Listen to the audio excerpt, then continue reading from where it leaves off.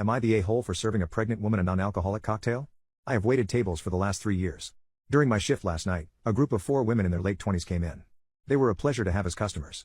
They ordered 4 of our house cocktails to start with and then went over the menu for their entrees. When I was on my way back to their booth with the drinks on a tray, I walked by the back side and overheard one of them talking about how she was 14 weeks along. When I rounded back, they were talking about the same topic and it was clear to me that she was pregnant. I figured her having 1 drink wasn't a big deal. They ordered their entrees and I went off to handle other tables. About 5 minutes later, they called me over again and asked for another round. At this point I started getting concerned, but I took the order and cheerfully said I'd be right back. This time, I went to the bartender and asked him to make one of them a virgin cocktail. He was confused, but since he's a good friend of mine, I told him to just trust me. A few cocktails later, hers strictly virgin, they started getting rowdy, and Mrs. Pregnant Woman was also getting into it.